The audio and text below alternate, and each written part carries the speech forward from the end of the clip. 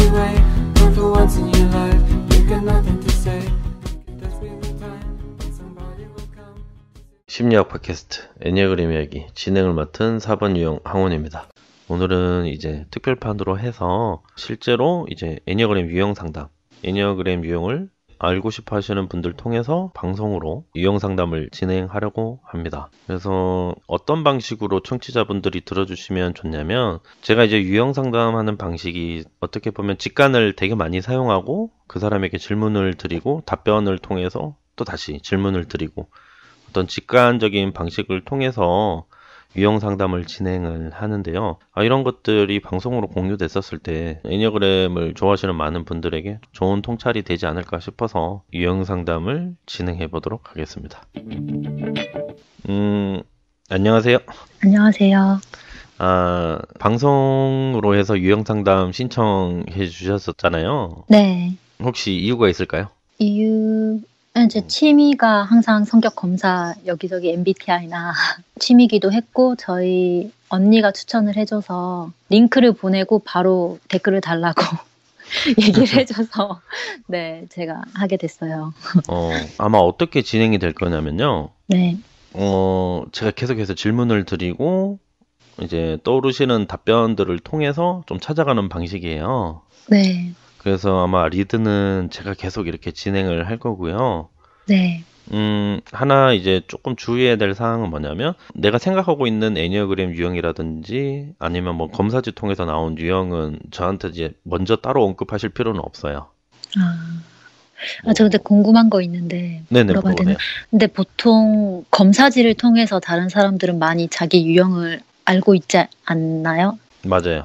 그게 잘못된 건가요? 이런 질문들 종종 받는데, 우리가 이제 검사지라고 한다고 이제 말을 처음에 하면은 믿음이라는 게, 신뢰라는 게 기본적으로 좀 쌓여요. 네.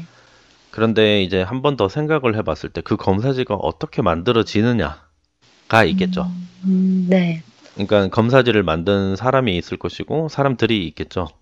네. 그런데 이제 과연 그 사람들이 검사지의 문항과 답변들을 통해서 어떻게 그 유형 결과를 유출을 하는 걸까라고 했었을 때, 저는 일단 결론부터 얘기해드리자면 정확도가 많이 떨어진다고 생각을 해요. 네. 제가 아는 우리나라에서 애니어그램 가장 큰 기관에서 검사지를 사용하는 걸로 알고 있는데, 그것도 확률로 이렇게 통계를 내봤더니 한 53% 정도가 자기 유형이 나올 확률이 있다고 하더라고요. 그거밖에 안 돼요? 네. 네. 근데 이제 그것도 최고 높은 확률이라고 하더라고요. 왜냐면은 애니어그램이라고 하는 것 자체가 유형만 이렇게 찾아가는 방식이면 좀 쉬울 수는 있어요. 근데 애니어그램은 유형도 있고 날개 유형도 있고, 최근에는 이제 하위 유형이라고도 들어보셨죠? 아직 정보가 그렇게 많진 않습니다. 그래요. 그래서 네. 이제 더 부속 유형으로 되게 많이 있는데, 그런 사람들을 임상이라고 하죠. 만약에 제 유형이 4번 유형이거든요. 네. 날개는 3번 유형이에요. 네. 그리고 하위 유형이라고 있는데, 그건 이제 성적 유형을 쓰고 그 다음에 이제 또 자기 보존을 쓰는 하위 유형이에요. 네. 그러면은 이제 저 같은 사람을 구하는 것이 적어도 한 평균적으로 10명 이상이 있어야지 그 사람들을 임상을 해서 어떤 질문을 받고 그런 것들을 통해서 검사지를 사용해야 되는데, 확률로 따지게 되면은 저는 한 1800명 중에 1명 걸로 나온다고 생각을 해요. 모든 유형이 그런 건가요? 아니면은 네, 맞아요. 해당 평균을 정도 내봤을 때 1800명 중에 1명 정도가 나온다고 생각을 하는데, 실제로 애니어그램이 많은 사람들한테 알려져 있지 않잖아요. 네. 어떤 성격 유형에 관심 있어 하시는 분에 대해서도 한정되어 있는 것이 애니어그램인데, 그런 사람들을 실제적으로 모으는 것 자체가 저는 불가하다고 생각을 했던 거죠. 되게 어렵네요. 예, 그리고 뭐 검사지를 통해서 예를 들어 번호 유형의 검사지를 한다고 했었을 때에도 실제로 4번 유형분들을 10분을 모셔서 4번 유형의 문항을 만들어 간다고 했었을 때, 네. 그분들이 실제 4번 유형인지도 정확하지 않은 것이고, 10명 분들이, 왜냐면 그분들도 검사지를 통해서 자신들이 4번 유형으로 알고 있거든요. 네, 그렇죠. 그리고 문항을 만들어가는 것 안에서는 아까 전에 말씀하셨던 MBTI라든지 뭐 디스크라든지 다른 성격 유형의 어떤 성질들이 나올 수 있어요. 네. 근데 이제 그것이 애니어그램의 공통적인 4번 유형의 특징이라고 보기 어렵기 때문에 그 문항을 걸러내는 것조차 어렵다라는 거죠. 제 유형이 더 궁금해지네요. 네, 그렇기 때문에 제가 왜 이 유형 상담 방식을 이렇게 진행을 했고, 제가 이제 3년 넘게 이렇게 계속해서 했었거든요. 네. 왜 유형 상담을 검사지 없이 진행을 하고 있냐면, 애니어그램에서 말하는 그 번호의 유형은 집착이라고 하는데 되게 무의식적으로 움직여요. 근데 이제 제가 오늘 아델님에게 질문을 드리잖아요. 네. 그럼 외부에서 질문을 아델님에게 드리는 거잖아요. 외부에서. 네. 그러면 이제 아델님은 질문에 대해서 답변을 하기 위해서 내 과거라든지 내 생각이라든지 이런 것들을 인지하면서 다시 인지하면서 답변을 해주시겠죠. 네. 그런데 가령 오늘 저 같은 사람을 만나지 않았다라면 그 답변할 생각들, 내용들에 대한 어떤 생각이나 추측을 할 필요가 없잖아요. 아, 처음 하는 생각들이 많은 건가요? 질문 중에. 그것에 대해서 내가 답변하기 위해서 생각하지 않는 하루를 보내겠죠. 근데 이제 그 생각들을 하면서 어떤 무의식적인 부분을, 자기 무의식적인 부분을 자기가 찾아서 답변을 할 수밖에 없거든요. 질문에 대한 답을 하기 위해서. 네. 근데 저는 그 무의식이, 내 무의식은 내 번호의 유형의 성질과 어떤 두려움과 욕망들을 알고 있다고 생각을 해요. 더 어려운데요. 들을수록 어려운데요. 그래서 좀 어려우실 수도 있지만 자신이 말을 하신 걸 통해서 찾아가다 보니까 이 방식이 스스로에도 나한테 이런 면들이 있었구나 라고 이렇게 상담이 끝나면 얘기해 주시는 분들이 많고, 나도 나에 대해서 많이 몰랐던 게 있었구나. 흥미롭네요. 예. 그래서 제가 한번 질문을 드려보겠습니다. 네. 아델님은 나이가 어떻게 되세요? 저는 33살입니다. 현재 거주하시는 곳은 어디 지역이세요? 울산인데 지난주에 서울로 올라와가지고 그래요? 지금 일주일 정도 서울 산지 일주일 됐습니다. 네. 그러면 울산에서 언제부터 언제까지 계속 계셨었어요? 울산에 계속 있긴 했는데 제가 근래 지금 영국에 2년 정도 살다가 왔거든요. 그래서 16년도에 가서 지금 2018년도 9월에 들어왔어요. 31살 때부터 33살 때까지? 네. 그러면 그 전에는 계속 울산 계셨었어요? 한국에서는 거의 울산에 주로 있었기는 한데. 네네. 네. 아마 20대 때 주로 있었던 일들을 좀 많이 물어보고. 네. 전공은 뭐였어요? 전공은 원래 사회복지학과였는데 그걸 포기하고 경영학으로 갔었어요. 1년 하고. 1년 하고요? 네. 그러면 처음에 사회복지과 선택하신 이유는? 제가 굉장히 잘할 수 있다고 자신이 돼서 선택을 했는데 봉사활동도 해보고 그러니까 잘 맞는 것 같더라고요. 네. 봉사활동은 처음에는 언제부터 이렇게 처음에 하시게 된 거였어요? 봉사활동도 이제 그렇네요. 대학을 가려고 준비하려다 보니까 봉사활동 시작하게 됐어요. 사회복지과 가기 위해서 봉사활동이 좀 필요한 부분이었어요? 그렇게 생각을 해서 시작을 했죠, 사실. 네. 개인적으로 그냥 그렇게 생각을 하셨던 거였어요? 네네네. 그러면 이제 사회복지학과를 가고 싶으셨던 건데, 네. 사회복지학과를 가고 싶었었던 그때 당시의 나이, 18, 19쯤이었겠죠? 네, 19. 네, 거의 고3 때? 그때 이제 어디 갈지를 이제 결정하는 과정에서 나온 것 같아요. 그전에는 별로 그렇게 생각했던 것 같진 않아요. 그러면 어떤 사회복지학과에 대해서 잘 모르시는 상태에서도 아까 말씀하셨듯이 난 좀 잘할 수 있을 것 같다. 네, 그쵸. 그럼 잘할 수 있을 것 같다라고 생각하는 거는 사실 사회복지학과가 아니더라도 여러 가지가 있을 수 있잖아요. 네. 근데 그 중에서 사회복지학과를 선택하신 계기는 뭘까요? 지금 생각해보면 그때 하고 싶어 했었던 게 거의 간호사거나 네. 아니면은 카피라이터 네. 이런 것들이 있었는데 가장 그냥 현실적인 거를 선택한 거였던 거죠. 그리고 아무나 갈 수 있기도 하고 네, 시작할 수 있으니까 누구나. 네. 어디 대학이나 있고 대부분. 네. 그럼 주변에서 뭐 추천을 해주셨다거나 그런 것도 있었어요? 사회복지학과? 주변에서도 추천해 주기도 했고 그때도 제가 성격 검사 이런 거 좋아했었거든요. 학교에서 하는 것도 하고 상담도 했을 때 잘할 것 같다고도 해주셨던 것 같아요. 그러면 이제 실제로 이제 학교로 가셨어요? 네. 대학교 1학년을 이렇게 보내셨는데 그 1학년의 사회복지학과 생활은 좀 어땠어요? 거의 공부를 안 했어가지고 공부는 안 하고 봉사활동을 조금 시작을 했는데 하다 보니까 노인복지회관에 갔었거든요. 네네. 근데 그 사회복지 선생님이 너무 힘들어 보이셨고 음. 일단 그리고 하셨던 말씀이 이제 방문을 하면 어르신들이 뭐 상한 요구르트나 뭐 계란이나 이런 걸 되게 많이 주는데 네네. 그거를 거절하지 못해서 속을 다 베렸다라는 말을 흘리셨거든요. 근데 제가 제 성격을 돌아봤을 때 저도 거절을 못할 것 같다는 생각이 강하게 들었어요. 음, 아, 나도 저렇게 되겠구나 해서 이건 나의 길이 아닌가라는 생각을 좀 그때부터 하기 시작했던 것 같긴 해요. 그러면 공부를 잘 하지 않았다라고 말씀해 주셨는데 네. 그 이유는 또 있나요? 네, 그때 처음 연애를 시작해가지고 아, 첫년에요. 네, 연애 사업이 너무 바빠서 공부를 하지 않았죠. 어때요? 그 아델님은 좀 스스로 생각하시기에는 좀 사랑꾼? 아, 뭐 사랑뿐만 아니라 되게 이렇게 잘 빠지는 것 같아요. 연애를 할 때도 그렇고 뭐 내가 좋아하는 게 있으면은 그거를 앞뒤 안 가리고 좋아하기도 하고. 음. 네. 저랑 좀 비슷한 게 있는 것 같아요. 음. 약간 불나방 같은. 아, 네, 불나방하고 약간 그 뭐죠? 펜 덕질이라 그러나요? 아, 예. 네, 좀 덕질. 그런 것도 강하고 네, 삶이 그런 것 같습니다.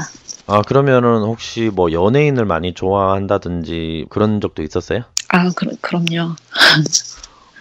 그러면 한번 얘기해 주세요. 내가 최초로 많이 좋아했었던 연예인, 지금 막 떠오르는 사람 위주로. 그리고 뭐, 좋아했던 거는 제가 중학교 때 그 H.O.T 팬이어서 네. 막 서울에도 울산에서 서울까지 부모님께도 막 거짓말하고 가고 예. 네, 그래서 욕을 많이 먹었죠. 그 다음에는요? 그 다음에는 이제 연애한다고 바쁘다가 한 20대 후반쯤부터 그래서 지금 생각하면 연애를 안 해서 그랬는지 모르겠지만 제가 김재동 씨를 되게 좋아했거든요. 아, 그래요? 그래가지고 영국 가기 전까지 되게 전국구로 네, 다녔죠. 덕국 콘서트며 네. 그걸 취미생활로 하고 있었습니다. 네. 김재동 씨가 왜 좋아요? 그러니까 그거를 몰라서 미치겠는 거예요. 당시에는 그냥 토크 콘서트를 그때도 토크 콘서트뿐만 아니라 다른 이렇게 강연 가는 걸 좋아해서 많이 다녔었거든요. 그때 뭐 김미경 선생님인가? 네, 콘서트 있었을 때도 가고 이제 그걸 이제 취미로 하고 있었는데 그냥 놀러 갔다가 무대에서 너무 멋있었나 봐요. 그날 하루에. 그래서 이제 빠진 거죠. 그러면은 지금 말씀하셨던 강의들이잖아요. 뭐 김미경 네. 씨라든지 김재동 씨 같은 게 좀 약간 강의 같은 것들이 있잖아요. 네네. 그런 것들을 처음에 관심을 가지게 된 계기가 뭘까요? 관심을 다른 사람도 다 그런 줄 알았던 거 뭘 같아요. 배운다라는 느낌이 좀 약간 있거든요. 네네네. 배우는 것도 좋아하죠. 그러면은 김미경 씨 토크 강의 같은 것들은 몇 번 정도 가셨고? 그냥 울산에 오면 갔어요. 그냥 울산에 오셨길래 그러니까 딱히 엄청 좋아서 갔다기보다 울산에 오셨네? 이번에 등록해봐야겠다. 그래서 등록해서 갔었던 거지. 따로 뭐 전국구로 이렇게 따라다니진 않았어요. 다른 분들은. 그럼 김재동 씨는? 그때는 힘들었죠. 되게 근데 좋았을 것 같기도 한데요. 힘들었지만 구체적으로. 그렇긴 하지만 되게 막 월차 쓰고 다니고 이게 말로만 인터넷상에서만 보던 그런 덕질을 제가 하게 될지 몰랐고 그 대상이 또 그분일지도 몰랐고 여러 가지 복잡했죠. 네. 대략적으로 한 몇 회 정도 갔다고 할 수 있을까요? 대략적으로 김재동 씨 콘서트. 그렇게 많지 10번 안 되는 것 같아요. 한 1년 사이에 10번 안 되는 그런 게 참가를 하고 제가 이래서 안 되게 영국으로 갔거든요. 몸에서 멀어지면 마음에서 멀어진다고. 네. 아, 이런 거네요. 내가 영국을 가기 위해서 이제 그만 가야지가 아니라 내가 그만 가기 위해서 영국을 갔다가 더 클 수 있겠네요. 이 말이. 그러니까 영국에 가게 된 데는 여러 가지 이유가 있겠지만 그 중에 한 가지 예유로 쳐도 될 것 같아요. 아, 알겠습니다. 네. 그러면 이제 다시 돌아가서 네. 사회복지학과를 이렇게 잘할 수 있을 거라고 선택을 하시고 그리고 이제 1학년 이제 학교 생활 하시면서 노인복지회관에 봉사활동도 하러 가시고 이러면서 담당자분이 이제 사회복지사분이 되게 힘들어 하시는 걸 보면서 이 길은 내 길이 좀 아닐 수도 있겠다. 네. 라는 생각이 들어서 두 번째로 전공을 선택하신 건 어떤 전공이었어요? 그냥 경영학과였는데 예. 왜 그랬는지 모르겠어요. 그냥 무난하고 어디든 취직할 수 있는 데라고 생각했던 것 같아요. 어떻게 보면 좀 그때 당시 나이로는 20대 초반에 있던 당시의 대학생으로서는 어떻게 보면 좀 심각하게 자기의 어떤 진로라든지 고민을 할 수도 있는데 그렇게 하지 않았죠. 네. 제가 느끼고는 약간 그냥 뭐 되게 어떻게 보면 또 간단하게 생각하시고 덤덤하신 부분이 좀 있는 것 같아요. 네, 네. 뭐 그렇게 네. 알겠습니다. 네. 그 다음에 그러면 2학년, 3학년, 4학년을 어떻게 보면은 경영학과 전공으로 이렇게 바꾸셔서 계속 다니셨던 거예요? 네. 그리고 뭐 휴학 같은 거는 하시지 않으셨고. 휴학했죠. 몇 학년 때요? 3학년까지 하고 1년 남기고 휴학을 했어요. 네네. 얼마나 휴학하셨어요? 1년 휴학을 하고 제가 뉴욕에 갔다 왔거든요. 뉴욕 가신 이유가 뭐예요? 그냥 되게 가벼웠던 것 같아요. 되게 세상이 궁금하기도 하고 또 한편으로는 현실 도피가 제 20대 때 전반엔 다 모든 선택에 현실 도피가 항상 깔려 있다고 생각하거든요. 네. 그러면은 왜 하필 뉴욕이에요? 원래는 미국으로 그 당시에 이제 나라에서 뭔가 지원해주는 그런 인턴 그런 광고를 보기도 했고. 네네. 저는 미국 어디든 상관없었는데 저희 부모님이 기왕 갈 거면은 뉴욕을 가야지. 큰데 봐야지라고 해서 가게 됐었습니다. 학교 통해서 이렇게 정부랑 연계돼서 간 건 아니고 그냥 정부 통해서만. 네네. 그냥 뭐라 그러죠? 벽보 붙어 있는 것 같은 거라 그럴까요? 아니면 이메일 같은 걸 날라온 걸 봤던 것 같기도 하고 지금도 한 10년 넘어서 기억이 잘 안 나긴 한데 그것도 되게 순간적이었던 것 같아요. 되게. 시중에 제가 돈이 몇백만 원이 있었던 것 같고 그 돈으로 부모님께 손 안 벌리고 나 혼자 갈 수 있겠다. 결정을 받지 않아도 부모님께 그 생각으로 지원을 했던 것 같아요. 되게 가볍게. 그때 당시 학생이신데 돈이 그래도 몇백만 원 수준에 있었던 이유가 뭐 알바를 몇백만 원 아니라 아마 100만 원이었을 거예요. 그게 되게 적은 돈으로 갈 수 있는 거였거든요. 나라에서도 한 절반 정도 이렇게 해주는 거였어서. 되게 좋은 기회였네요. 네, 그렇죠. 그러면 뭐 몇 월 달에 가셔서 몇 월 달에 이렇게 오셨어요? 2009년이었던 것 같아요. 2월에 가서 2월에 돌아왔어요. 그 1년 동안의 미국 뉴욕 생활은 어땠다라고 할 수 있었을까요? 지금 돌이켜보면 당시에는 너무 힘들었지만 네. 이제 지나고 나면 그리움이 된 곳이죠. 약간 애증이네. 네네, 그렇죠. 당시에는 왜냐면 제가 인턴이니까 일을 하러 간 거였거든요. 예. 근데 가서 보니까 되게 거기서 이제 학교 다니고 있는 친구들도 있고 모르겠어요. 제가 되게 초라하다고 느꼈던 것 같긴 해요. 뭐가 좀 더 일단 현실적인 부분, 내가 뭔가 비교되는 부분들. 네. 거기 일했던 사람들이 나랑 같이 일을 했던 사람들이 그 뉴욕 쪽에 있는 학교를 다니고 있는 상태들이 많았고. 뭐 그런 것도 있었고 제가 영어를 잘 하지 못하는 상태에서 네. 갔는데 가서 그냥 부딪히면 잘 될 줄 알았는데 그게 아니었거든요. 그래서 거기서 오는 컴플렉스도 있었고. 네. 엄청난 행동파인데요. 네, 그리고 또 혼자 있는 거는 처음이니까 부모님이랑 이제 대학이랑 또 다르니까요. 네. 거기서 오는 외로움도 컸던 것 같아요. 그러면 그때 당시에 내 어떤 정신 상태, 내 내면적인 건강 상태도 많이 스트레스 상태였다고 할 수 있을까요? 네, 엄청난 스트레스였죠. 그럼 지금 돌이켜 봤었을 때 내가 그때 당시 1년 동안 얻은 것은 뭘까요? 얻은 것은 그래도 그냥 견뎠다는 거겠죠? 견뎠다라는 표현을 쓰셨는데 네. 어때요? 삶 속에서 아델님은 이때까지 나는 삶 자체에서 잘 견디는 편이다. 네, 전 잘 견디는 편이라고 생각합니다. 그리고 항상 그냥 되게 고약이 있을 수 있는데 제가 굳이 사고를 쳐서 만들어서 그걸 굳이 견디는 네. 계속 그랬던 것 같아요. 계속 그런 선택을 했던 것 같아서 지금은 조금 질려요. 예를 들면 이런 걸 수도 있겠네요. 그냥 흘러가는 대로 이렇게 지내가는 것도 내가 무언가가 내 결정을 해서 사고를 쳐서 그러면서 내가 스트레스 받는다고 하셨는데 네. 계속 흘러가고 있는 상태도 나 또한 막 되게 견디기 힘든 상태가 아닐까요? 아, 그것도 맞는 것 같아요. 그쵸. 알겠습니다. 그러면 이제 와서 한국 오셨고 좀 반가우셨겠네요. 아, 돌아왔을 때요? 네. 돌아왔을 땐 또 얼마나 그리웠던지. 네. 원래 그런 것이, 왜냐면 미국에서 또 연애를 했기 때문에 이제 그 헤어짐의 아픔도 있었고, 네. 네. 그런 게 있었겠죠. 그러면 미국에서 연애가 두 번째 연애인가요? 네, 맞아요. 좋습니다. 그러면 아까 전에 연애 얘기도 잠깐 하고 다시 넘어가죠.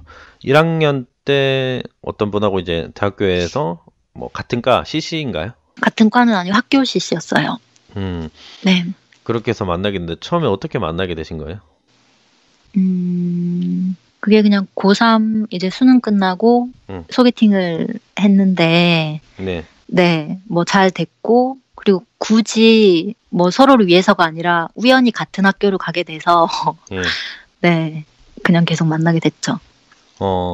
그러면은 얼마 정도까지 만나셨어요? 한 개월수로 따지면? 만 3년 넘을까요? 왜냐면은 미국에 가기 전까지 만났으니까. 3학년 때까지네요. 3학년. 네네. 예. 그럼 오래 사귀신 편이죠, 그쵸? 네, 그렇죠. 헤어지시게 된 계기는 뭐였어요? 제가 미국을 가서 이제 못 보니까. 네. 못 보니까. 왜냐면 그전에는 군인이었는데, 예. 군인이어도 뭐 한두 달에 한 번씩은 볼 수 있었는데, 이제 가니까 이제 한두 달에 한 번도 못 보고, 이제 시간대도 다르잖아요. 이제 전화도 잘 못하고 연락이 아예 안 되니까. 네. 다시 오는 건 미리 계획되어 있었잖아요. 네, 돌아오는 거는 계획이 되어 있었지만, 이제 거기서 힘든데 또 도움을 주는 사람이 있으면 마음이 가니까요. 처음에 갈 때는 마음은 있으셨고, 다시. 그럼요. 그렇게 했었는데, 제가 저를 잘 몰랐던 거죠. 그래서 이제 미국 가셨어요. 네. 그러면 2월 달에 가셨다고 하셨는데, 거기에서 만난 분은 언제 처음 사귀게 되신 거예요? 한 3개월 정도 지났을 때, 5월 좀 넘었을 때였던 것 같아요. 그러면은 다시 오실 때가 2월이었으니까 오시기 전까지. 네. 와서도 한참 만났었어요. 물론 원거리 연애긴 하지만. 한국에 와서도. 네네. 계속 만나신 이유는? 몸은 떨어져 있잖아요. 떨어져 있지만 그 전화로 충분한 대화가 있어서. 좀 채워짐이 있었다? 네네네. 좀 그랬던 것 같아요. 그러면 그때 한국 돌아왔을 때 당시가 24살이었나요? 네. 그러면 24살까지 이렇게 뭐 몇 살 때까지 그분은 연애를 하셨어요? 미국에 계신 분? 돌아와서 한 6개월 더였으니까 6개월은 너무 짧나요? 네. 24살이네요. 어쨌든. 네네네. 그래도 이제 6개월 정도 이어지시다가 헤어지신 이유가 뭘까요? 그 전 남자친구가 다시 만나자 그래서 네, 다시 돌아갔습니다. 그러면 그 전 남자친구분하고는 연락이 어떻게 된 거였어요? 같은 학교니까 계속 볼 수밖에 없잖아요. 그 친구도 이제 군대를 제대하고 복학을 했고 저는 이제 1년 휴학을 했으니까 친구들이 다 졸업을 하고 없잖아요. 너무 힘들었던 거예요. 그래서 이제 친구도 없는데 유일하게 친구 해주는 사람이 전 남자친구니까 그냥 친구로 만나다 보니 또다시 정이 든 거죠. 뭐. 네.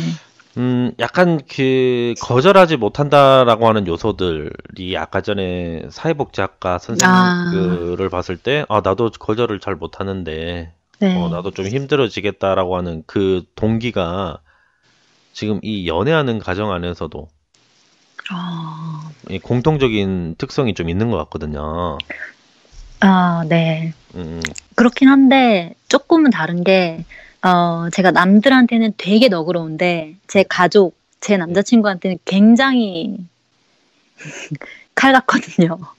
예를 들면 저한테 한번 설명해 주신다면. 그러니까 다른 사람한테는 뭐 일단은 싫은 소리 자체를 잘 안 하는 편이죠. 싫은 소리를 하면 더 불편하니까. 일단 나쁜 소리 하는 걸 되게 불편해하는 편인데 가족이나 남자친구한테는 바로 이제 그 필터를 안 거치고 바로 나온다 그러나요? 제가 생각하는 게 뭐든지 다 바로 나가거든요. 그게 이런 것일 수도 있거든요. 다른 사람들이 나한테 뭐 시시비비 거리거나 이런 부분에 대해서는 내가 별 크게 타격이 없는데 가까운 사람들이 뭔가 나랑 다른 의견을 얘기한다든지 나를 어떻게 보면 좀 실망을 준다든지 이렇게 하면은 그게 아주 민감한 게 크신 걸 수도 있어요. 그것도 맞는 것 같습니다. 네. 네. 그리고 또 하나의 공통적인 특징이 약간 느껴지는 요소는 약간 독립하려고 하는 성질하고 그 어떤 의존성하고 이게 두 개 다 있으신 것 같아요. 아, 그거 정말 요즘에도 자주 생각하고 있는 거예요. 그 부분에 관해서. 네. 그게 끊임없이 내가 뭔가 독립적으로 하고 싶어하는 마음도 있으시면서도 어떻게 보면은 가까운 사람들이라든지 이런 사람들하고 또 같이 보내게 되면 아까 대학교 1학년 생활은 공부를 그때는 안 했어요라고 할 정도로 네. 그 본인 스스로 말하시기에도 좀 덕질, 네. 무언가에 좀 빠지려고 하는 성질이 있다 보니 그 두 가지가 같이 있으신 것 같거든요. 네. 알겠습니다. 이것도 본인의 어떤 특징으로 봐지고 그 다음에 이제 졸업을 그러면 하셨겠죠? 네. 그러면 이제 그 첫 연애 하셨던 분을 이제 4학년 때쯤에 다시 만나셨고 그때가 그러면 24살인데 그분하고는 언제까지 연애를 계속 이어나가셨어요? 취직하면서 바로 헤어졌습니다. 취직은 한 6개월 만나고 바로 제가 졸업하면서 바로 취직을 했거든요. 그러면 25? 네. 처음에 어디로 취직하셨어요? 어떤 일에 하는 곳에서 취직하셨어요? 제가 경영을 나와서 회계 부서 쪽으로 취직을 했어요. 그러면 첫 입사되신 거고 일을 하신 거죠, 정식으로? 네. 얼마나 일하셨어요? 2년 일했습니다. 그러면 25에서 27까지 일을 하셨는데 그 회사 생활은 좀 어땠어요? 회사 생활은 또 힘들어가지고 어이구, 네. 일이 힘들더라고요. 네. 그러면 회사 생활 이렇게 하시고 어떤 요소들이 좀 많이 힘들었을까요? 뭐 또 깨달은 거, 회계는 나랑 안 맞구나. 역시 숫자는 나랑 어울리지 않는 것이었는데 네. 이제 그런 생각도 하게 되고 네, 그냥 일을 못했던 것 같아요. 그런데도 2년 동안 하신 이유는 뭘까요? 일을 일찍 그만두실 수도 있었잖아요. 네, 전 들어가자마자 되게 그만두고 싶어 했던 것 같긴 한데 이제 부모님의 끊임없는 조언과 지지와 네. 좀 더 해봐라. 네, 그런 것도 있었고 네. 제가 면접 봤던 게 기억이 나거든요. 면접 봤을 때 면접 질문의 포인트가 그거였어요. 어떤 일이 있어도 너는 안 나갈 것인가가 포인트였거든요. 뭔가 일이 뭐 너무 힘들고 야근이 있어도 뭐 너 어떻게 계속할 수 있을지, 그 일을 계속할 수 있겠어? 아니면은 뭐 주위에 뭐죠, 동료들과 트러블이 있었을 때 너는 어떻게 할 건지, 안 나가고 일단 버틸 수 있는지에 대한 질문을 되게 많이 받았거든요. 그랬었는데 그 질문을 하셨던 부장님이 더 높은 자리에 가시면서 이제 저랑 같은 곳에 공간에 있지 않게 된 거죠. 그래서 내가 무조건 견디겠습니다라고 했었던 분이 떠나시자마자 바로 일을 그만둔 것도 네, 포인트가 될 수 있겠네요. 네. 그분이 있는데 상사분이라고 할게요. 네네. 그 상사분하고는 같은 이렇게 일을 하셨던 기간은 얼마나 됐어요? 처음에 이렇게 하셔서? 그러니까 2년 동안 계속 리드셨죠. 저랑 일하는 동안에. 근데 이제 다른 곳으로 네네, 승진되셔서 가셨어요. 그러면서 약간 나랑 멀어진 감이 있었어요? 네. 그래서 나 그만둬도 되겠다 라는 생각도 있었죠. 이것도 버틴 것 같은데. 네, 버텼어요. 버티고 그리고 이미 근데 6개월 전에 이미 그만두겠다고 얘기를 했고 기다려달라고 해서 2년을 채웠던 것 같아요. 그러면 이제 그 상사분하고의 어떤 관계라든지 뭐 유대감 같은 것들이 좀 남달랐나요? 뭐 나를 인정해 주신다든지. 전혀 그렇지 않았어요. 그냥 높으신 분이었던 것뿐이고 네, 그냥 면접을 봤었던 분이죠. 다른 건 없었어요. 알겠습니다. 그러면 이제 2년 정도 일하셨으면 27이네요. 그리고 나서는 어떤 일을 하셨어요? 네, 또 호주에 갔습니다. 아, 호주. 또 현실 높인 거죠. 현실 제가 생각할 때, 네. 약간 주기가 있는 것 같기도 하고. 네, 그러니까요. 제가 가고 싶어 하는 데는 다 가보셨네. 그러면 호주에는 얼마나 계셨어요? 1년 있었어요. 27에서 28. 네. 호주의 1년 생활은 어땠어요? 당시에? 되게 즐거웠던 것 같아요. 되게. 제가 어, 있었던 곳이 휴양지였어가지고, 호주의 휴양지. 네, 골드코스트였는데, 네. 휴양지면 아무래도 사람들 표정이 다 좋고, 그리고 날씨가 되게 따뜻하고, 그리고 네. 뭔가 현실 도피하기에 너무 좋은 거 아니에요? 너무 좋은 곳이었던 거죠. 어, 어떻게 보면은 나한테는 그 1년의 시간이 꼭 필요했던 거였을 것 같기도 해요. 네. 그러니까는 아, 2년 동안 되게 많이 힘드셨던 것 같거든요. 네네.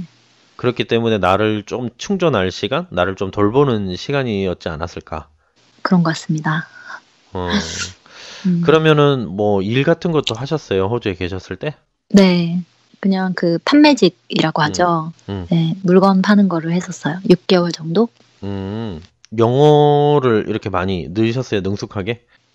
영어를, 영어를, 영어를 못했는데도, 뭐라 그러죠? 운이 좋다 그래야 되나요? 얘기해 보세요. 그래서 그냥 취직이 됐고, 저도 그냥 영어를 잘한다기보다 그냥 다 외워서 하는 영어니까 손님들한테 쓰는 용어는 그렇게까지 많지 네. 않으니까요. 뭐 어, 학교도 아니고 그 용어들만 뭐 달달 외워서 그냥 썼었죠. 뭐 어, 그러시구나. 그러면 6개월 정도 일하시고 그만두신 이유는? 왜냐면은 한 직장에서 6개월밖에 일을 할 수 없거든요. 그리고 비자가 아, 1년이었기 때문에 1년만 딱 마치고 온 거였어요. 그러시구나. 네. 그럼 한국 오셨을 때 되게 아쉬워하셨겠다. 뭐 그렇게 아쉽지도 않았던 것 같아요. 그냥 잘 쉬고 왔구나 이제 그 음, 정도로만 생각을 했고 뭔지 음, 왜 그랬는지 모르겠는데 되게 희망찼었던 것 같아요. 그 당시에 되게 잘 쉬고 왔었나 봐요. 그러니까 엄청난 충전이 됐겠죠. 네, 네, 그 2년 동안 생활이 힘든 것만큼 저는 희망쳤을 것 같아요. 네, 어, 맞아요. 그러면 이제 28이 되셨죠? 네, 그리고 나서 한국에 오셔서 또 선택하신 건 뭐세요? 한국에 와서 이제 또 일을 해야 되니까 네.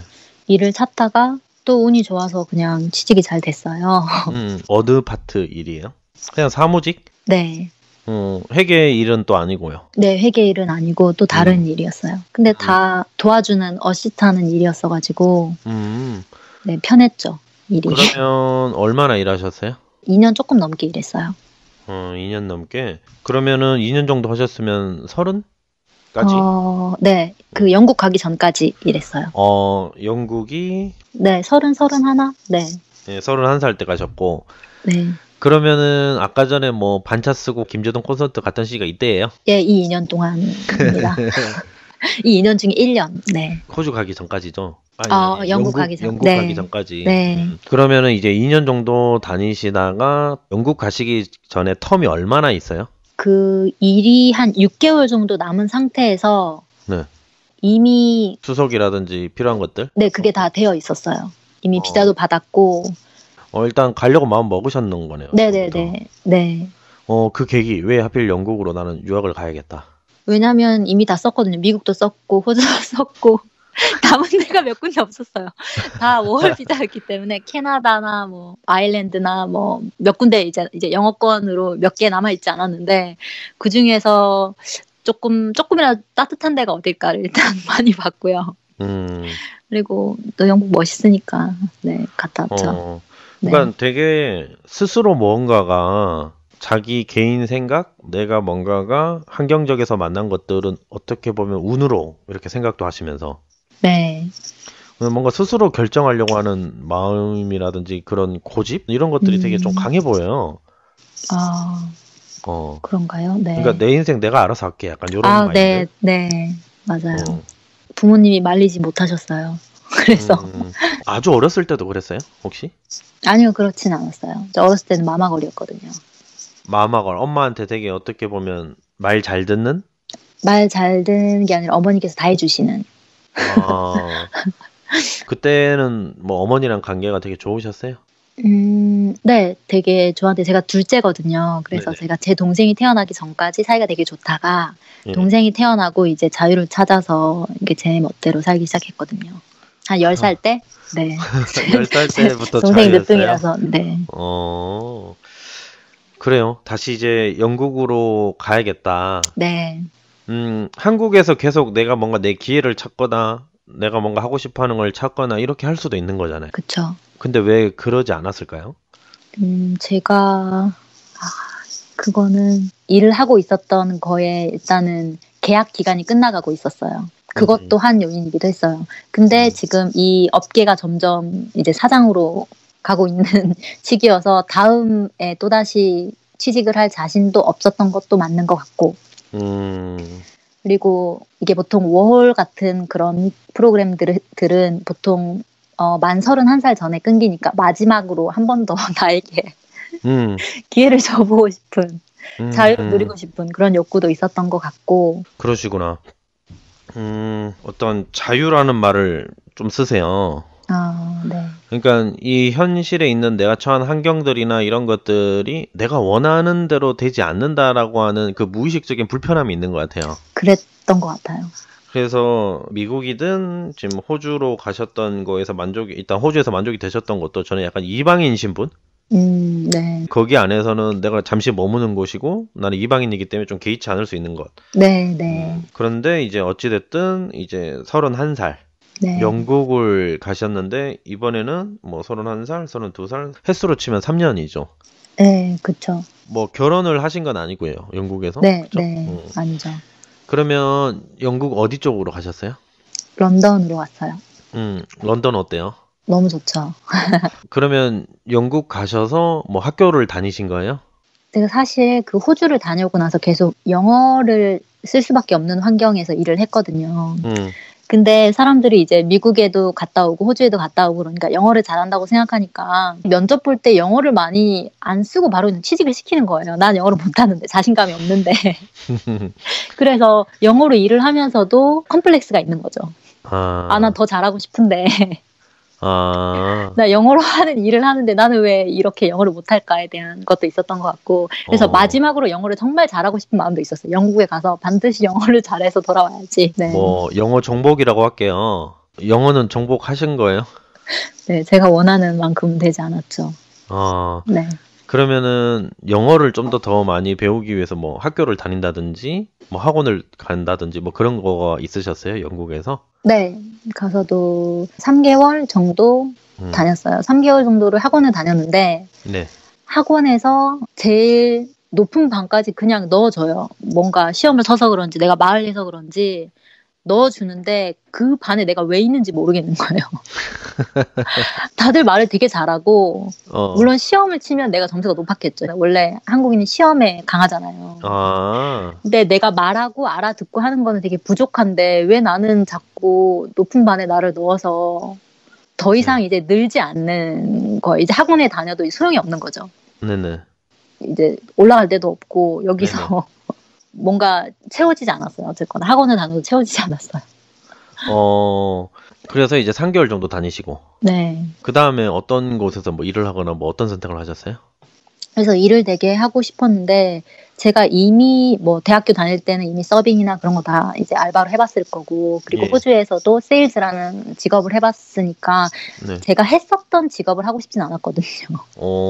새로운 걸 또 경험하고 싶고. 이미 다 해봤고 그게 나와 맞지 않다는 걸 이미 난 파악하고 있으니까 뭔가 나와 맞는 일이 있지 않을까라는 환상, 그런 쓸데없는 환상도 있었던 것 같고, 뭔가를 새로 도전해서 나와 맞는 직업을 꼭 찾을 수 있을 거라는 그런 희망도 있었던 것 같고. 약간 MBTI에서 N을 쓰시는 건 맞으신 것 같아요. 그래요? 네. 내가 뭔가 가능성이라는 걸 생각해 두었다가 또 경험해 보면서 그 가능성이 아니라는 것을 보게 되면 또 사실 되게 좌절스럽거든요. 엄청 좌절의 역사예요, 지금까지. 네. 저랑 비슷하네요. 그런 거는 되게. 저도 좋습니다. 그러면 또 이제 어떤 일을 했었어요? 되게 길어질까봐. 왜냐면 제가 백수였던 기간이 많아 생각을 되게 많이 했거든요. 그러니까 쓸데없는 생각을 되게 많이 해서. 제가 직업이 엔지니어링 팀에서 일을 했는데, 영어를 쓰는 엔지니어링 팀에서 일을 했는데, 거기가 너무 경쟁적인 거예요. 사회가 다 이제 최고가 되기 위해서 일을 열심히 하고 막 밤새서 일을 또 하기도 하고. 근데 리드가 되는 건 어차피 한 명뿐인데 그 경쟁 사회를 바라보는 것만으로도 숨 막히는 게 있었어요. 그리고 나는 또 그런 엔지니어도 아니고 저는 어시스턴트라 그러나요? 그런 도와주는 일을 하는 사람일 뿐인데도 그냥 그게 너무 싫다고 생각을 했던 것 같아요. 근데 그 와중에 제가 봉사활동을 시작을 했거든요. 그래서 호스피스에서 봉사활동을 했는데 그 시스템이 너무 좋았던 거예요. 호스피스라는 게 병원이라는 것 자체가 뭔가 최고를 향해 달려가는 게 아니라 의사, 간호사, 뭐 성직자, 뭐 봉사자들이 다 이렇게 만들어가는 시스템이었거든요. 그냥 최고의 그런 거를 위해서. 그래서 이제 관련된 일을 되게 하고 싶어진 거죠.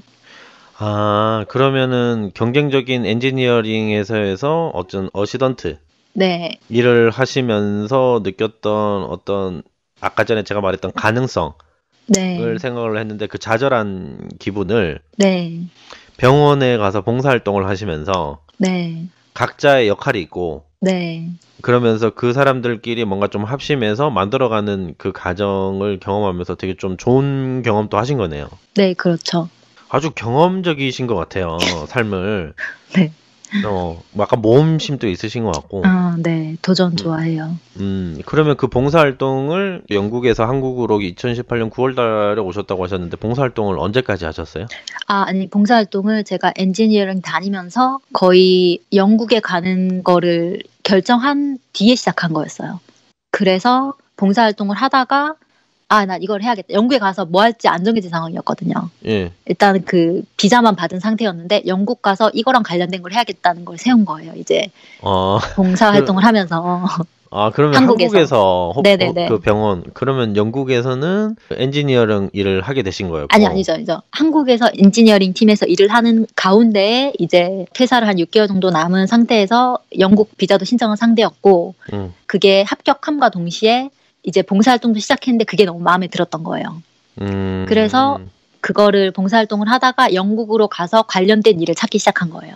그럼 봉사활동은 한국에 계셨을 때 왜 하시게 된 거였어요? 봉사활동은 사람 항상 봉사를 하고 살아야지라고 생각을 했는데 일에 치이고 막 6일 일하면 봉사를 못 하잖아요. 근데 그 뭐라 그러죠? 세바시인가? 그런 그 프로그램에서 장애인 아동을 입양한 어머니가 나와서 말씀하시는 게 있었는데 일주일에 6일을 일하고 하루를 쉬는 날이 생겼을 때 봉사를 해야겠다고 생각을 해서 자기 딸을 데리고 봉사를 시작했다가 거기에서 만난 그 장애아를 입양한 얘기였거든요. 그래서 저렇게 주 7일 일을 하다가 어쩌다가 6일 일하게 돼서 하루 비는 날에 봉사활동을 하는 사람도 있는데 내가 뭐지? 라는 생각이 들어서 봉사를 시작했죠. 여기에서도 이제 성격이 많이 나오는 게 내가 어떤 독립한 사람이 되어서 내 스스로 내 삶을 좀 책임질 수 있는 상황이 되어서 좋은 영향을 좀 주고 싶은 사람이 되고 싶다 라고 하는 그 내 마음 안에는 그러니까 자기만의 어떤 의미, 가치 그런 것들을 경험을 통해서 접하시게 되면서 나는 그거를 이제 현실화해야겠다 라고 하면서 항상 그 현실의 과정 안에서 내 예측하고 또 다르네? 요런 패턴을 또 겪으시면서 근데도 계속해서 이렇게 좀 도전하려고 하시는 그 느낌도 좀 들거든요? 포기는 하지 않아요. 약간 돌아갈지언정. 네, 돌아갈지언정 뭔가 제가 하기로 한 거는 그냥 일단 하고 보는 편이죠. 멋있네요. 그런 거는. 멋있어요. 피곤해요. 네. 피곤합니다. 지금 생각하니까. 네. 근데 어찌 보면 그 하는 과정 안에서 상처를 받기도 하고 내가 많이 힘들었을 것도 있는데 그런 것들도 내가 같이 위로해주고 들여다보고 이렇게 해야지만 또 힘을 낼 수 있는 것 같아요. 약간 되새김질이라고 하죠. 이제 그렇기 때문에 사실 어떤 내 스스로 생각하는 것도 중요하지만 이렇게 상담 통해서 같이 연결되면서 이렇게 이야기하는 것도 되게 중요할 것 같아요. 알겠습니다. 그러면 영국에서는 일하신 거는 어떤 일이었어요? 그래서 병원에서 그래서 호스피스에서 일을 하고 싶었거든요. 호스피스가 원래 한국에서는 암 환자들 중에 말기 암 환자 6개월도 안 남은 시한부 인생을 받은 분들에 한해서 그들을 위한 병원인 거거든요. 근데 영국에서도 그 일을 하려고 하니까 제가 자격이 아무것도 없잖아요. 그래서 거기만 두드리다가 시간이 또 1년이 갔어요. 그래서 1년 동안 백수로 영국에서 있었거든요. 그러니까 고집인 거죠. 그냥 뭐 어떻게든 돈을 벌려고 했으면은 뭐 카페를 가든 어딜 가든 일을 했어야 되는데 거기만 두드리다가 1년이 간 거예요. 그러니까 뭐 말씀하셨던 덕질 같은 거죠. 네네. 완전 꽂히셨네요. 네, 네, 맞아요, 맞아요. 그래서요? 그렇게 했다가 결국 1년이 지났는데 포기를 하고 그냥 호스피스 말고 병원으로 들어갔죠. 그래서 치매 노인 병원에서 간병을 했어요. 간병을 시작을 했어요. 그래서 1년 일을 하고 왔어요. 호스피스에서 일은 못했지만 봉사활동은 됐거든요. 그래서 봉사활동 1년 하고 네, 일하면서 봉사활동 1년 동시에 같이 하고 왔죠. 그러면 나머지 1년의 영국 생활의 만족도는 좀 어땠어요? 전 좋았어요. 되게 저랑 잘 맞는 일이라고 생각했어요. 되게 영국 할머니 할아버지들이랑 노는 거잖아요. 그래서 재밌거든요. 되게 인생 상담도 하고 맨날 고민 얘기하고 막 그러니까 내일 까먹고 내일 당장 내 이름을 까먹을지언정 오늘 즐거운 얘기를 할 수 있으니까 전 잘 맞았어요. 네. 영국 할머니 할아버지. 네네. 어떻게 보면 되게 개인적이면서도 좀 특별한 경험이셨겠다. 라는 네. 또 생각이 듭니다. 그리고 이제 또 어떤 비자 문제였겠죠? 다시 오시게 된 이유는? 네, 맞아요. 비자 끝나서 돌아왔습니다. 지금 다시 한국으로 돌아오신 지 이제 3개월 네. 정도 되셨는데 또 다시 다른 나라 아니면 해외로 가실 생각을 갖고 계신가요? 이제는 다 끊겼어요. 이제는 나이가 넘어서 이제는 가려고 해도 갈 수가 없고. 예. 네. 그러면 그러면 갈 수 없다라고 뭐 현실적으로 확실히 단정지어서 할 수 있는 부분은 아닌 것 같지만 또 네. 기회가 있을 수 있는데 네. 왜냐면 운이 좋으시잖아요. 근데 정착하고 싶은 마음이 개인적으로 영국에서 되게 좋았었는데 그 인종차별이나 그런 것도 되게 많이 당했어서 이제 한국이 세상에서 제일 좋은 나라구나 한국인이 살기에 약간 그런 깨달음은 있었거든요. 예. 호주에서만 있을 때까지만 해도 한국이 이렇게 좋은 나라인지 몰랐어요. 그러니까 네, 지금은 정착하고 싶습니다, 한국에. 그쵸. 네. 그 환경도 중요하지만 네. 내가 이 안에서 어떤 의미와 어떤 일을 하고 어떤 영향을 주느냐가 그 환경의 영향을 크게 안 받게끔 해주는 역할도 해주는 것 같아요. 뭔가 몰입한다든지. 맞아요. 네. 그렇죠? 네. 그러면 앞으로 혹시 뭐 하고 싶은 거라든지 어떤 쪽으로 일을 하고 싶다라는 그것들이 있으세요? 하고 싶은 거는 이제 원래는 호스피스에 관심이 있었는데 치매 노인들을 돌보다 보니까 이것도 너무 매력적인 거예요. 그리고 호스피스의 연장선이기도 하고 그래서 노인복지에 또 관심이 생긴 거예요.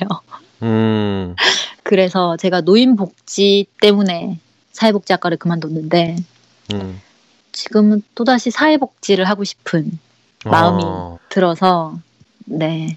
와, 진짜 돌아간 거 맞네요. 그죠? 그래서 얼마나 속상한지 몰라요. 아니에요. 아니, 절대 그렇게 생각하지 마시고, 얼마나 그 일이 어떤 쪽으로 접근했을 때 얼마나 가치 있는지를 알려면, 내가 그만큼 한국에서 살면서 경험했던 힘듦이 있었기 때문에 그게 더 가치 있게 보였던 것 같아요. 네. 그런 경험들을 하지 않았으면 내가 영국에서 있었던 1년의 생활이 그렇게 내한테 와닿지 않았을 수도 있거든요. 네. 어찌 보면 내가 뭐 인연이라고 할까요? 어찌 보면 내가 이 일을 다시 하게 되는 것이 인연이었을 거라고 저는 생각을 하고, 네. 현실적인 제약들이나 이런 것들은 분명히 있을 수 있잖아요. 네. 하게 되면서 뭐 경력이라든지 이런 것들이 분명히 있을 수 있겠지만, 네. 열정이 있으신 것 같아. 네. 되게 열정적이신 분이신 것 같고, 한국에서 이렇게 생활하시는 현실적인 문제들이나 이런 것들이 좌절감도 있겠지만 그 좌절을 견딜 수 있는 힘을 20대와 30대 초반까지 많이 길러졌을 거라고 전 생각을 해요. 경험을 통해서. 그래서 네. 이제 지금은 내 이상이나 내 어떤 신념이나 내 가치들을 어떻게 하면 현실화하기 위한 이 현실 세계? 네. 이 세상에 대해서 내가 좀 알아야겠다. 라고 한다면은 우리나라만큼 많이 배울 수 있는 곳은 또 없을 것 같아요. 네, 네. 그러면서도 절대 타협하지 않고 잘 하실 수 있을 것 같다라는 생각이 들어서 저는 잘 되실 것 같은데요. 진짜로. 네, 근데 막막해서 지금 음, 네, 아직 시작은 못 하고 있어요. 음, 음. 그 1년 동안 어찌됐든 난 그 일을 하려고 영국이라는 곳에서 문을 두들겼다. 호스피스에. 네.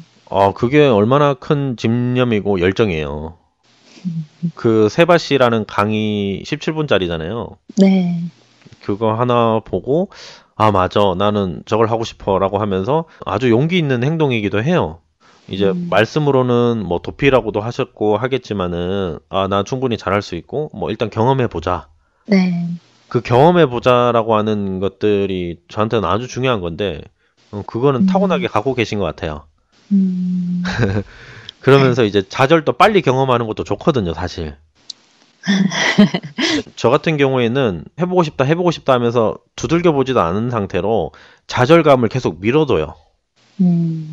그래서 오히려 더 힘들게 되는, 나중에 더 큰 좌절을 하게 되는 경우도 많지만, 네. 일단은 저는 아델님은 본능형 같아요. 본능형. 본능형이요. 네.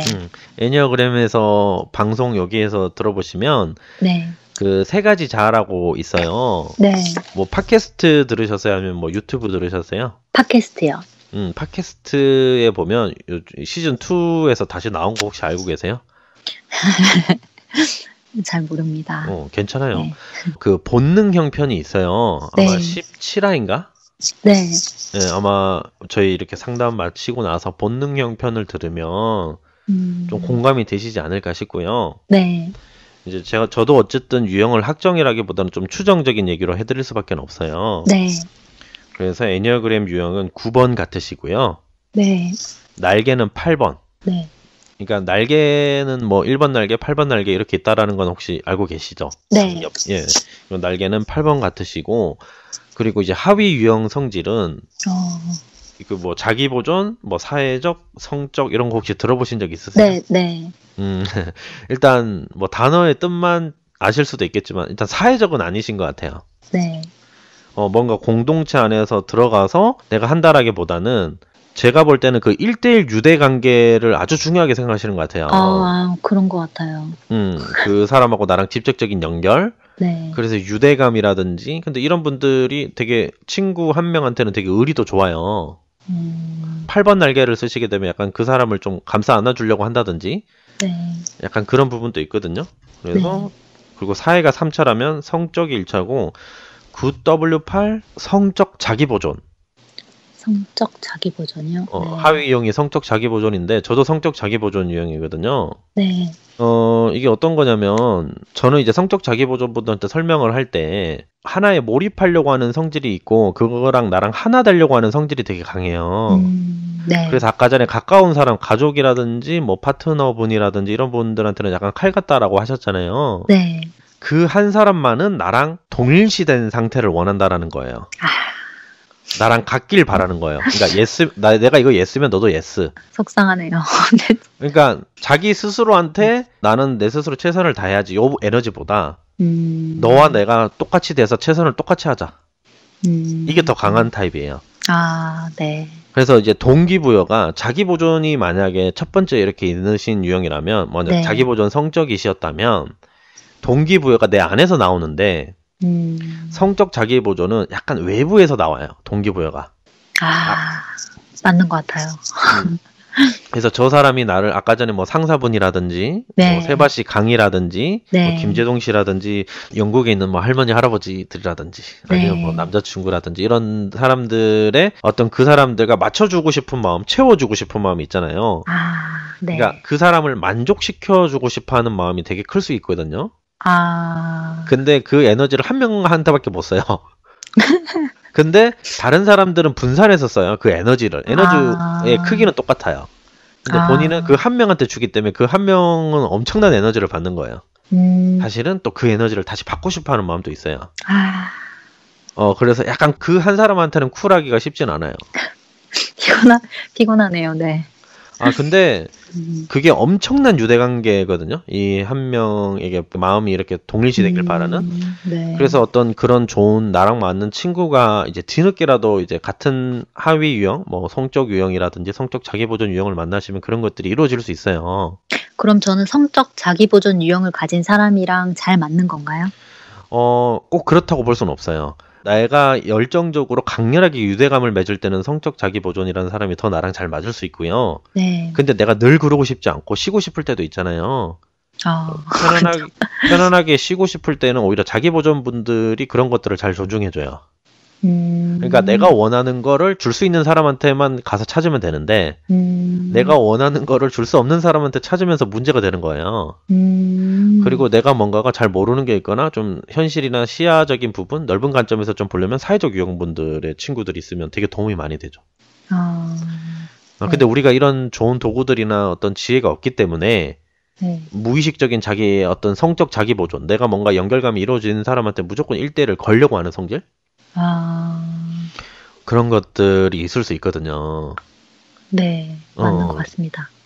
그래서 이게 많은 사람들이 갖고 있는 에너지는 아닌데 일단 자기 보존이 있다 보니 어떤 게 있냐면 내가 무언가를 열정적으로 내가 무언가를 깊이 있게 알아서 많은 것들을 알아야지만 이 세상에서 생존할 수 있다라는 그 무의식적 두려움은 있어요. 그러니까 자체 자원, 내가 가지고 있는 어떤 기술로서 어떤 다른 사람한테 영향을 줘가면서 자극도 줘가면서 자극도 얻으면서 살아야 된다라는 그러니까 네. 그 무의식으로는 내가 그런 영감이라든지 그런 존재감이라든지 그런 어떤 강력한 것이 없으면 내가 살아남지 못할 거야 라는 마음이 무의식적으로 좀 있을 수는 있어요.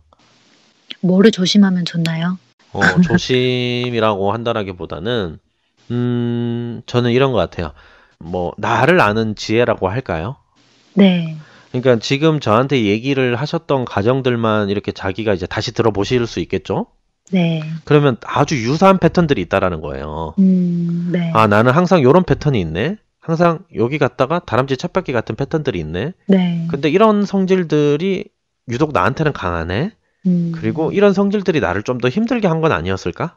네. 나를 자결시켰던 건 아니었을까라고 하는 그 패턴들, 고정적인 어떤 그런 기질들이 이 애니어그램이라는 성격 유형하고 관련이 있을 수 있거든요. 네. 그러면은 이런 도구들을 통해서 나의 어떤 그런 내가 모르는 무의식적인 그런 패턴을 알아차리는 것이 나한테는 큰 효과가 있을 수 있겠죠. 네. 그래서 내가 만약에 뭔지를 잘 모르는 상태에서 깊이 이해하지 안 된 상태에서 어떤 타인의 말로 인해서 그게 저라도 조심해야 될 것들을 받아들였다면 내가 뭔가 깊이 이해가 안 된 상태이기 때문에 그것을 이해하지 못한 상태에서 그 조심성을 따라야지라고 하면 내 욕구를 누른 채로 그걸 따르기 때문에 언젠가는 그게 저는 터진다고 생각을 해요. 네. 그러니까 내가 알아야 된다고 생각을 해요. 네. 그래서 저는 아델님에게 이렇게 이야기하는 목적은 뭐냐면 아델님에게 이런 애니어그램이라는 도구가 있는데 자기 자신을 잘 알아차리게 하고 성장시켜주는 도구인데 그거에 대한 흥미를 들이게 하는 역할? 그게 저의 역할인 것 같아요. 네.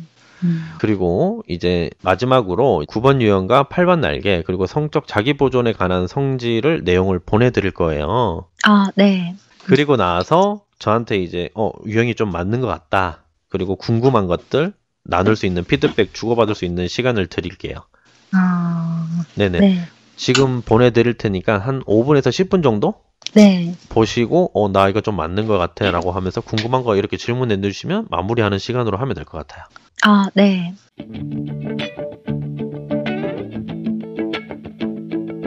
어떻게 좀 공감은 되세요? 9W8 뭐 이렇게 네. 성적 유형. 예. 전해요. 이제 애니어그램을 잘 알지 못하신 아직 상태이기 때문에 네. 어떤 유형의 어떤 특징들이나 이런 부분들에 대해서 뭐 이렇게 계속 알려주고 이런 부분보다는 제가 추정하는 유형에 대해서 안내를 해드리고 네. 이게 공감이 되셨다라면 좀 흥미가 더 생기잖아요. 네.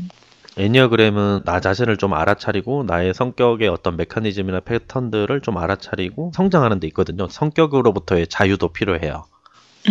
네. 네. 그리고 이제 성적 유형이시니까 또 상대방한테 되게 충실한 부분들이 있거든요. 어떤 네. 1대1 상대한테요. 네. 약간 보디가드 같은 느낌도 있어요, 사실. 뭔가 우리 둘만의 안락한 장소? 네, 그런 뭔가 거 중요하게 생각하죠. 네, 뭔가 사회나 다른 사람들하고 약간은 좀 독립된 어떤 그런 걸 좀 원하시는 것도 있으면서도 또 혼자 있게 되면은 그 동기부여가 또 외부에 있기 때문에 혼자 있게 되면은 조금 게을러질 수도 있어요. 네. 근데 이제 그게 또 충전이기 때문에 필요하기도 하고. 네.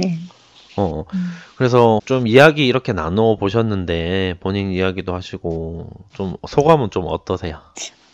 너무 내 얘기를 많이 한 게 아닌가 그런 어, 걱정이 들긴 합니다. 네. 아델님인지 아무도 모를 거긴 해요. 네. 사실은 너무 개인사, 가족 간의 개인사 이런 부분들은 제가 좀 조심스럽긴 하거든요. 네. 근데 세바 씨 강의를 들어보시고 되게 공감받았고 어떻게 보면 내가 어떤 방향을 설정하는데 많은 영향을 받았잖아요. 네, 그쵸. 제가 사실 애니어그램 방송을 하면서도 이런 인터뷰 방송을 되게 좋아해요. 왜냐면 내가 살아가는 가치관이나 어떤 것들을 어떤 사회라든지 세상을 내가 문화를 경험한다든지 이러면서 느끼기보다는 어떤 한 사람의 이야기라든지 맞아요. 그 사람의 어떤 깊은 속내를 통해서 내가 좀 영향을 받고 영감을 좀 많이 받아요. 네. 그래서 아마 아델님의 어떤 진솔한 이야기들도 분명 어떤 분들, 듣는 분들에게서는 좋은 영향을 줄 수 있을 거라고 저는 판단을 해요. 저희 둘의 이야기들이. 네네. 또 기회가 된다면 오프라인에서도 또 뵙고 이런 이야기들을 또 나눌 수 있으면 더 좋겠습니다. 네, 감사합니다.